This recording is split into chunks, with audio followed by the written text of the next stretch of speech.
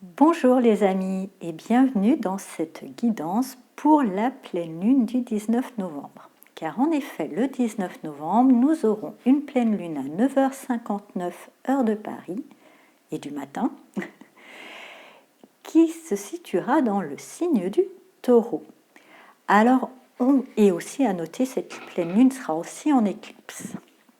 Donc il y aura peut-être pas mal de remue-ménage. On va voir ça.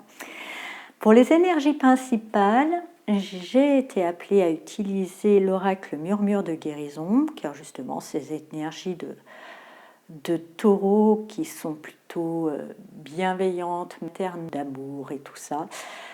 Bon, il y a quand même le soleil en scorpion, hein, mais ça va ensemble. Voilà, je pense que voilà, le scorpion va chercher dans les eaux profondes, un peu sombres. Il y a aussi l'éclipse, les parts d'ombre, que le taureau nous invite à accueillir avec amour.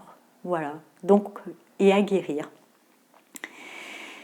Et comme carte, j'ai tiré chercher l'isolement. Donc on voit, je pense, ce personnage un petit peu à l'écart, qui tourne la tête, et pourtant qui tourne la tête apparemment à son prince, hein, sur son cheval, aussi à la trompette en haut.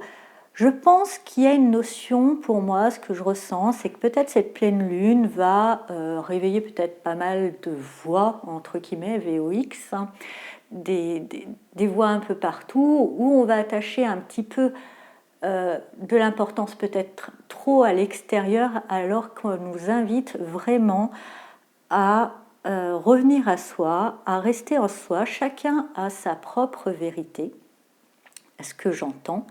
La vérité avec un grand V, hein, celle qui est absolue, bah là c'est simple, hein, elle tient en deux mots. Pour moi, en tous les cas, j'ai compris. Hein, cette vérité, c'est je suis. Ça s'arrête là. Après, il y a ce qu'on appelle, j'appellerais la vérité un peu plus relative, hein, qui correspond à ce plan terrestre qu'on peut appeler réalité. Et ça, je dirais que c'est propre à chacun. Comme le disait Einstein, dans Tout est relatif. Et je pense que c'est relatif à chacun, avec ses filtres, avec son vécu, avec le personnage qu'il incarne. Et une vérité de l'un n'est pas forcément la vérité de l'autre. Et c'est pas comment dire. Chaque vérité a le droit d'exister dans ce monde relatif, entre guillemets. Donc, j'ai l'impression que cette pleine lune, elle va un petit peu nous titiller, peut-être par des révélations, venir un petit peu mettre à l'épreuve notre vérité.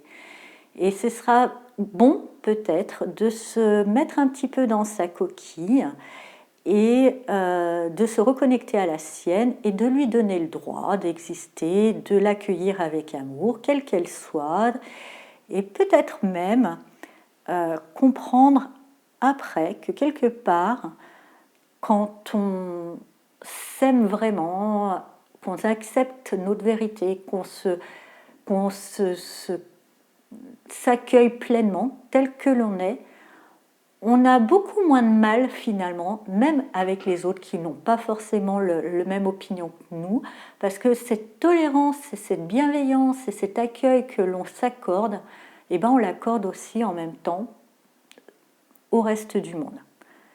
Et du coup, les choses sont peut-être plus simples. Alors, on va voir avec le grand tarot Béline, comme d'habitude, quelle invitation de croissance nous avons. Et avec le 4 de sceptre ou de bâton, qui parle de société, et là aussi l'isolement. Il y a comme une forme de contradiction, mais je pense que non. En même temps, même si on nous demande de chercher un petit peu l'isolement, peut-être que aussi cette pleine lune va nous demander de nous chercher l'isolement, mais le monde qui nous entoure s'agitera, il ne va pas nous laisser tranquilles. Et c'est peut-être de trouver cette place qui est la nôtre dans le collectif, sans pour autant que le collectif vienne influencer. J'essaye de m'expliquer. En fait, c'est difficile des fois d'expliquer un ressenti parce qu'en fait, je vois comme des couleurs. Le collectif est plusieurs couleurs. Je dirais vibrer, il faudrait incarner pleinement notre couleur dans un collectif sans se faire influencer et sans se faire, je dirais, déteindre ou sans déteindre nous-mêmes aussi sans chercher d'influencer, sans, pardon, sans chercher, sans non plus se laisser être influencé, voilà, sans déteindre sur les autres, sans laisser les autres nous déteindre dessus. C'est peut-être là le défi qu'on a, c'est tout en même temps, en restant dans le sein du groupe, en rester seul au milieu du monde, en fait. Être seul, être unique au milieu du monde. Alors peut-être que ça nécessitera quand même des plages où il faudra s'éloigner un petit peu de tout ça, parce que justement, je pense que le défi, c'est trouver son unicité, trouver son côté unique au sein du groupe et l'accueillir, hein, vraiment, l'assumer, en laissant droit aussi aux autres d'avoir des couleurs différentes et comprendre que justement c'est toutes ces couleurs qui permettent d'avoir un monde riche, tout simplement. Qu'est-ce qui nous aide dans cette démarche? Alors avec l'esclave de glaive ou le page d'épée, c'est justement pour moi ce qui nous aide.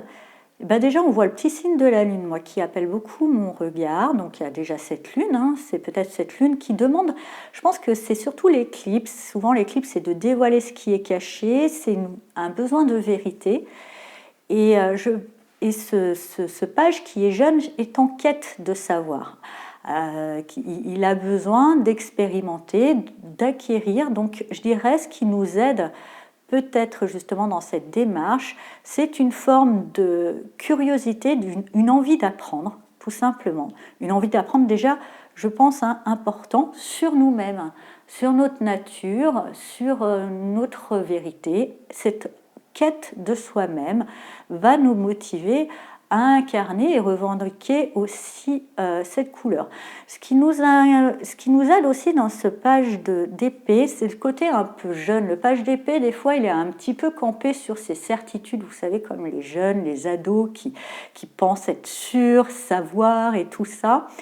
Peut-être que là, ce petit côté un peu jeune, revanchard, revendicateur, un peu persuadé dans ses certitudes et tout ça, ça sera peut-être aussi une aide pour pouvoir éviter que les autres nous déteignent dessus. Voilà, ça aussi, comme je vous l'avais précisé. Ce qui nous aide moins, avec ce 10 de sceptre ou de bâton, c'est peut-être justement une lourde charge, une fatigue. Ce que je ressens, il y a quand même le mot trahison qui vient, mais moi le mot trahison, ce qui nous aide moins dans ce mot trahison, justement on doit pleinement incarner qui nous sommes, c'est cette fâcheuse tendance que nous avons tous de nous trahir nous-mêmes pour faire bien, pour répondre à des attentes d'autrui, pour tout ça. Et c'est pas la trahison qu'on peut subir, mais plutôt celle qu'on s'inflige. Et c'est ça qui nous aide moins. C'est ce poids, je dirais, d'un système de croyance un peu judéo-chrétienne, de morale et tout ça, cette notion de sacrifice. Voilà. Hein. Alors au niveau du sacrifice, justement, il l'a fait sur sa croix, on n'a plus besoin de le faire, je pense. Ou toutefois, peut-être à méditer sur la notion de sacrifice. C'est toujours plus beau, on sort toujours un petit peu comme un martyr à plaindre si on se sacrifie soi-même pour l'extérieur, on dira pour le reste du monde, pour autrui, pour une situation, pour peu importe.